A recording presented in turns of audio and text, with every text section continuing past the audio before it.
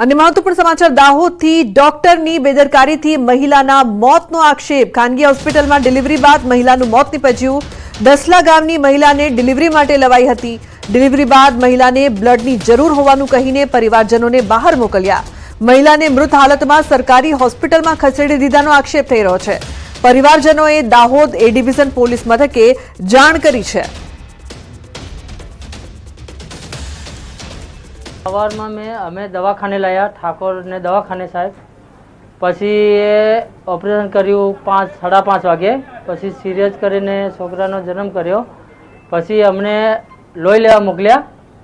પછી અમે લોહી લેવા ગયા તો એ લોકોએ જબરજસ્તી ગાડીમાં એમ્બ્યુલન્સ બોલાવી અને બેહાડીને અહીંયા સરકારી દવાખાનામાં ખસેડી આપ્યા। પછી અમે અહીંયા આવે ત્યાંથી મૃત્યુ પામેલું આવેલું એમ। ડોક્ટરે એવું કીધું લોહી લાવવું પડશે તો મારી ભાભીના ભાઈ લોહી લેવા માટે ગયા તો પછી લોહી અમે લઈને આવીએ એમ કીધા તો આ ડોક્ટર ઠાકોર સાહેબ એવું કહે છે ક્યારે તમારું લોહી આવશે ને લોહી અમારું આવે અહીંયા રહેવા દો એમ કીધું છતાં ઠાકોર સાહેબ નહીં માન્યા અને મારી ભાઈની વહુને અમે નહીં હતા તો એને પોતે ખાટલામાં સુવાડી અને બેને સુવાડીને મારી ભાઈની વહુને ગાડીમાં બેસાડી। મારા હાથમાં બાળક હતું અમે કોઈ પકડનાર નહીં હતા અને મારી ભાભીને એને પોતે ગાડીમાં બેસાડી। ઠાકોર હોસ્પિટલમાં દાખલ કરવામાં આવી, એના પછી ડિલિવરી કરવામાં આવી, ઉપર લેવામાં આવ્યું, એ બધું જ કરી લીધું, પણ છોકરીને બ્લડ ઓછું છે એમ કરીને એના ઘરના સભ્યોને બહાર બ્લડ લેવા માટે મોકલી દીધા અને એના પછી આ ડૉક્ટરે એમને લાપરવાહીના કારણે અમારે આપણે એ ડૉક્ટરે અહીંયા ઝાયડસ હોસ્પિટલે ખસેડવામાં આવી છે। આ છોકરીને એમના ભૂલના કારણે અમારી છોકરીનું મૃત્યુ થયું છે। तो ख्याति होस्पिटल कांड मुद्दे राज्यसभाना सांसद शक्तिसिंह गोहिले प्रतिक्रिया आपी छे। शक्तिसिंह गोहिले जणाव्युं के 2022 में ख्याति होस्पिटल में मृत्यु थयुं त्यारे परवानगी रद्द करी होत तो आ बनाव ना बन्यो होत। तेओए आ मुद्दो संसद में उठाववानी पण मांग करी छे। 2022 में आज ख्याति होस्पिटले आवी ज मोडेस्ट ऑपरेटिव मार्फत केम करीने लावीने दर्दीओने तोड़ करता हता। एमा एक दर्दीનું મૃત્યુ થયું। એ જ દિવસે એને પ્રધાનમંત્રી જન આરોગ્ય યોજનામાંથી વંચિત કરવા જોઈએ, પછી પાછા કેમ આવી શકે? એ કર્યું હોત તો આ 2024 માં લોકોના મૃત્યુ ન થયા હોત। મેં પાર્લામેન્ટમાં પણ નોટિસ આપી છે, દેશની સંસદમાં પણ આ મુદ્દો ઉઠાવવાનો છે। तो अन्य महत्वपूर्ण समाचार की बात करिए। सूरत में नकली होस्पिटल बाद हवे नकली मेडिकल इंस्टीट्यूटनो पण पर्दाफाश थयो छे। पूर्णा पाटिया विस्तार में आवेला सीताडेल कमर्शियल शॉपिंग कॉम्प्लेक्स की दुकान की अंदर आखी नाखी मेडिकल इंस्टीट्यूट चाली रही थी। 10x20 की दुकान की अंदर क्लासरूम बनावी देवायो हतो अने जीवनदीप मेडिकल इंस्टीट्यूटना नामथी नर्सिंग सहितना 5 कोर्सो चलाववामां आवी रह्या हता। तेमां भणता विद्यार्थीओ पासे जीवनदीप मेडिकल इंस्टीट्यूटना संचालक मस मोटी फी पण वसूलता हता। आ इंस्टीट्यूट दुकाननी अंदर छेल्ला 4 થી 5 વર્ષથી चाली रही छे। કેટલાક વિદ્યાર્થીઓ દ્વારા છેલ્લા 2-3 દિવસથી એવી ફરિયાદો હતી કે અહીં બસ મોટી ફી લઈને ખોટી રીતે મેડિકલ ઇન્સ્ટિટ્યૂટ ચલાવાઈ રહી છે અને પરીક્ષા આપવા બેંગ્લોર મોકલાઈ રહી છે, જેથી તપાસ બાદ આ ઇન્સ્ટિટ્યૂટ ખોટી રીતે ચાલતી હોવાનું સામે આવ્યું। જીવનદીપ મેડિકલ ઇન્સ્ટિટ્યૂટ નામનું કોઈ પણ ઇન્સ્ટિટ્યૂટ નર્સિંગ કાઉન્સિલમાં નોંધાયેલ નથી, જેથી ગુજરાતમાં આવી મેડિકલ ઇન્સ્ટિટ્યૂટ સામે કડક કાર્યવાહી કરવામાં આવે તેવી માંગ કરવામાં આવી છે। જીવનદીપ મેડિકલ ઇન્સ્ટિટ્યૂટ નામની કોઈ સંસ્થા સુરતના પૂના પાટિયા ખાતે શોપિંગ સેન્ટરમાં કાર્યરત છે। આ ગુજરાત નર્સિંગ કાઉન્સિલનું પ્રમાણિત ઇન્સ્ટિટ્યૂટ નથી, આ બોગસ ઇન્સ્ટિટ્યૂટ છે, જેમાં જીએનએમ અને બીએસસીની પરવાનગી આપવામાં આવી। આ ઉપરાંત બીજા પણ કોર્સ છે, ડીએમએલટી ને બધા। આ બોગસ ઇન્સ્ટિટ્યૂટ છે, કોઈ કાઉન્સિલ સાથે જોડાયેલી નથી। આ લોકો સંસ્થા ચલાવી રહ્યા હતા તો અંદર અમે ગયા તો એમના ઓનર તો હતા નહીં, પણ એક મેડમ ઇન્ચાર્જ હતા। તો એમની સાથે અમે વાત કરી તો એમણે કીધું કે અહીંયા જે જીએનએમ ડીએમએલટી એક્સરે ટેકનિશિયન એવા 3-4-5 કોર્સ કરાવવામાં આવી રહ્યા છે, તો એને લઈને અમે એમને પૂછ્યું કે તમે અહીંયા જીએનએમની પરમિશન કઈ રીતના કઈ આધારે તમે અહીંયા કોર્સ કરાવો છો, તો એમને કીધું અમે ખાલી અહીંયા કોચિંગ કરાવીએ છીએ, વિદ્યાર્થીઓ એક્ઝામ આપવા બેંગ્લોર જતા હોય છે. ત્યારબાદ એમના ઓનર સાથે કોલમાં વાત કરી તો એ સ્વીકારવા તૈયાર નહોતા. એ લોકો ખાલી એવું કહેતા હતા કે અમે ખાલી અહીંયા એડમિશન કરીએ છીએ. તો દમણમાં ફાયર બ્રિગેડની ગાડીને અકસ્માત નડ્યો. દમણથી દલવાણા જતા રસ્તા પર કામ ચાલતું હોવાના કારણે બંને સાઈડના વાહનોને એક જ તરફ ચલાવવામાં આવી રહ્યા છે.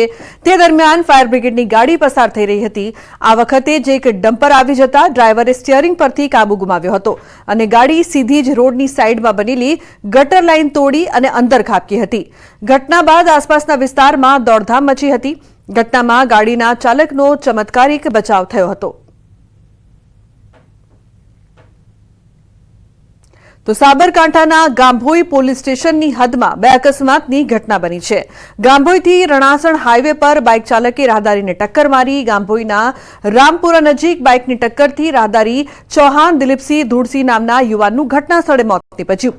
અન્ય બાઇક ચાલકને ઇજાઓ થતા સિવિલ હોસ્પિટલ ખસેડાયો છે. બીજી અકસ્માતની ઘટનામાં ઇકો ચાલકે વાવડી ગામના રાહદારીને ટક્કર મારતા ઘટના સ્થળે મોત નીપજ્યું.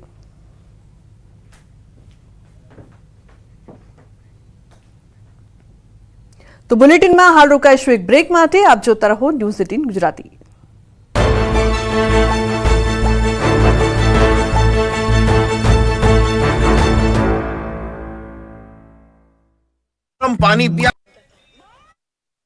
સુરત શહેરમાં મનપા દ્વારા કરાયું મેગા ડિમોલેશન. લીંબાદ ઝોન દ્વારા મારુતિનગર મદીના મસ્જિદ સુધીના દબાણો દૂર કરાયા. દુકાનોની બહારના ચણતર પણ હટાવાયા. ચુસ્ત પોલીસ બંદોબસ્તની સાથે કરાઈ કામગીરી.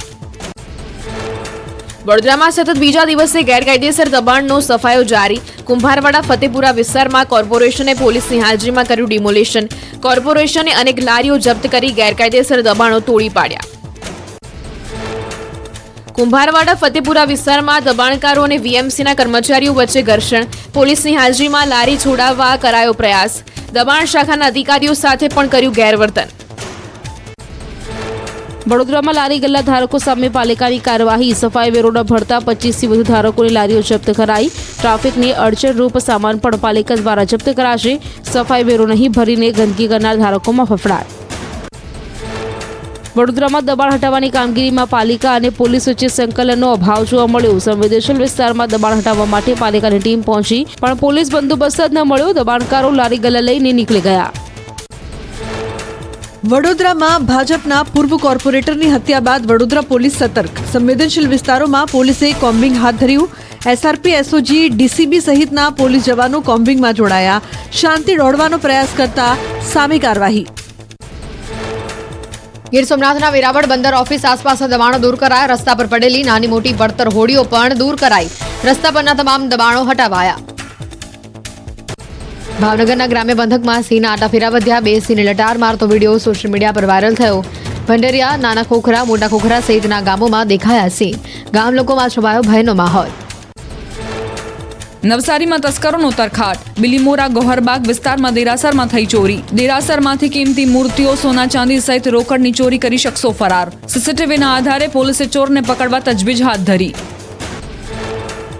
ભરૂચના અંકલેશ્વર નજીક નેશનલ હાઈવે 48 પર રસ્તા પર કેમિકલ ઢોળાયું. ચાલુ ટ્રકમાંથી કેમિકલ ભરેલ બેરલ રોડ પર પડ્યા. કેમિકલ ઢોળાતા હાઈવે પર ટ્રાફિક જામના દ્રશ્યો સર્જાયા. ગીર સોમનાથમાં ટેકાના ભાવે મગફળી, સોયાબીન, મગ અને અડદની ખરીદીમાં ખાલી બારદાનની તંગી.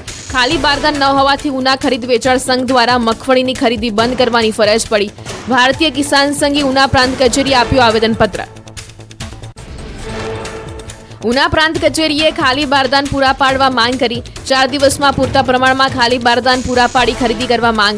નહીં તો ગાંધી ચિંધ્યા માર્ગે ઉપવાસ આંદોલન કરવાની ચીમકી ઉચ્ચારી. રાજકોટ જિલ્લાના જસદણમાં ટેકાના ભાવે મગફળીની ખરીદી શરૂ કરવા માંગ. કેબિનેટ મંત્રી કુંવરજી બાવળેના જ વિસ્તારમાં મગફળીની ટેકાના ભાવે નથી થતી ખરીદી. જસદણ તાલુકા સેવા સદન ખાતે કોંગ્રેસ આગેવાનોએ ધરણા પ્રદર્શન કર્યું. અમરેલીના બાબરા માર્કેટિંગ યાર્ડમાં મગફળી વેચવા ખેડૂતોનો ધસારો. મગફળીના મણ દીઠ 1350 રૂપિયા ભાવ મળતા ખેડૂતોમાં ખુશીનો માહોલ. મોડી રાતથી ખેડૂતો મગફળીનું વેચાણ કરવા લાંબી કતારોમાં જોડાયા. તમિલનાડુના નાગાપટ્ટનમમાં મેઘાની તોતિંગ બેટિંગ કડાકા ભડાકા સાથે વરસાદ વરસતા રસ્તા પર પાણી વહેતા થયા. શિયાળાની શરૂઆતમાં ધોધમાર વરસાદની એન્ટ્રી થતા અષાઢી માહોલ જામ્યો. તમિલનાડુના થિરુવરુરમાં પણ મેઘરાજાની એન્ટ્રી, વરસાદ વરસતા રસ્તા પર પાણી વહેતા થયા. વાતાવરણ ખુશનુમા બન્યું. જમ્મુ કાશ્મીરમાં પાનખર ઋતુનું આગમન, કુદરતી જાણે પીળી ચાદર ઓઢી હોય તેવા દ્રશ્યો સર્જાયા. પાનખરમાં કાશ્મીરની સુંદરતા નિખરી ઉઠી. મોટી સંખ્યામાં પ્રવાસીઓ પ્રાકૃતિક સૌંદર્ય માણવા ઉમટ્યા. ગુજરાતમાં કાતિલ ઠંડીનો રાઉન્ડ શરૂ. આગામી 24 કલાકમાં ઠંડી.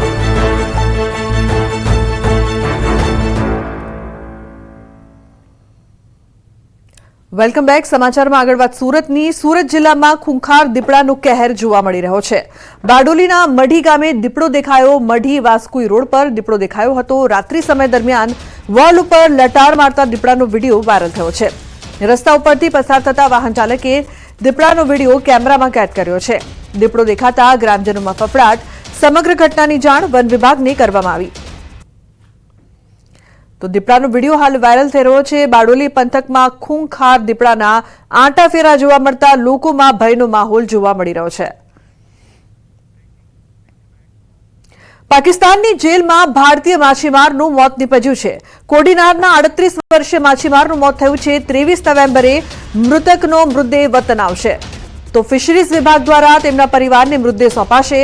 કોડીનારના નાનાવાડા ગામના હરિભાઈ સોચા નામના માછીમારનું મોત નીપજ્યું. જોકે માછીમારના મોતનું કારણ અકબંધ છે. જૂનાગઢમાં સફાઈ કર્મચારીનું કારસ્તાન સામે આવ્યું છે. કેદીઓને બીડી તમાકુનો જથ્થો પહોંચાડતો હતો.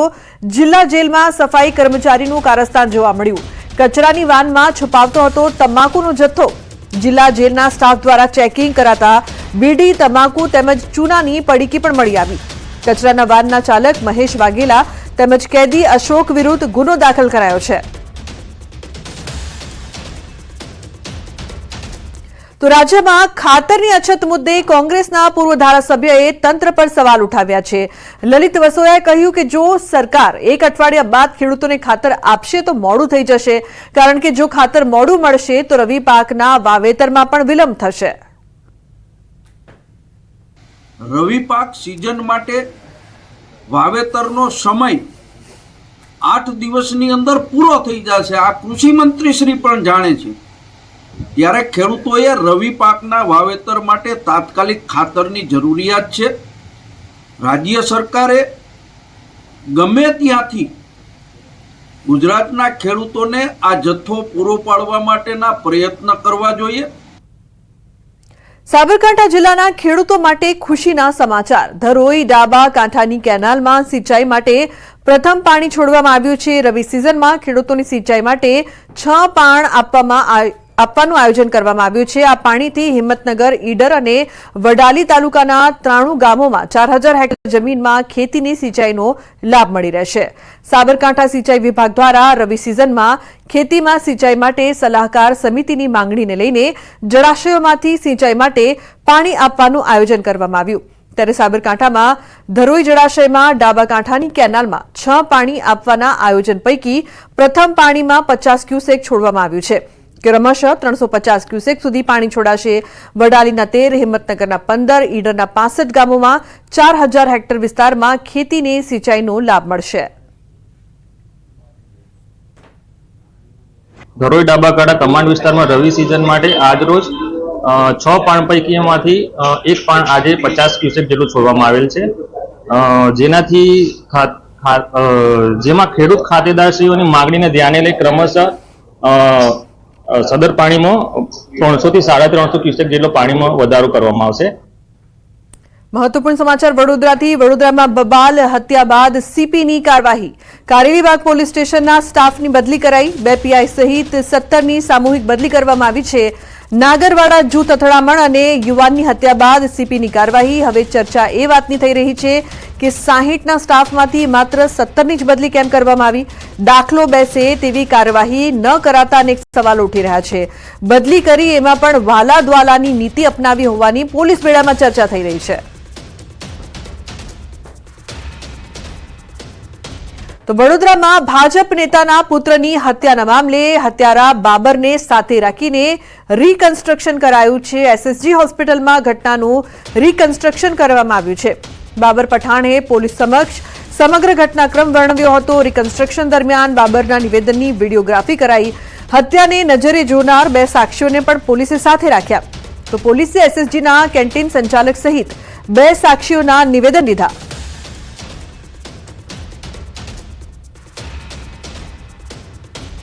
કેન્દ્રની આરોગ્ય વિભાગની ટીમ વડોદરા જિલ્લામાં 3 દિવસ રોકાશે. જિલ્લાના પીએચસી આયુષ્માન યોજનાની વિગતો મેળવશે. કેન્દ્રની ટીમ જુદા જુદા રાજ્યોના 2 જિલ્લાનો સર્વે પણ કરે છે. આ વખતે કચ્છ અને વડોદરા જિલ્લાની પસંદગી કરાઈ છે. તો 9 અધિકારીઓની ટીમ જિલ્લાઓની મુલાકાતે, જેમાં રાજ્યના 3 અધિકારીઓ સામેલ. આજે અથવા કાલે વડોદરા પાલિકાની આરોગ્ય સેવાઓ અને સિવિલ હોસ્પિટલની લેશે મુલાકાત. તો અંબાજીમાં પૂર્વ રાજ્ય ગૃહમંત્રી વિપુલ ચૌધરીના અધ્યક્ષસ્થાને ચૌધરી સમાજનું સ્નેહ મિલન યોજાયું. સ્નેહ મિલન કાર્યક્રમમાં સામાજિક, શૈક્ષણિક અને રાજકીય ઠરાવો પસાર થયા. આપણે કહેવત શું હોય છે, લાડવાની કિંમત હોય, ભૂકાની કિંમત ના હોય. એવી રીતે લાડવો મહત્વનો હોય છે અને ચૌધરી સમાજ વર્ષોથી લાડવો ખાવા ટેવાયેલો સમાજ છે. વ્યક્તિઓ કરતાં વ્યવસ્થાઓ મહત્વની હોય છે. અમે સામાજિક અને શૈક્ષણિક રીતે પછાત વર્ગમાં ચોક્કસ હોઈ શકીએ, પરંતુ રાજકીય રીતે જાગૃત થવાના પ્રયત્નો અમારે બધાએ સંગઠિત રીતે કરવાના છે.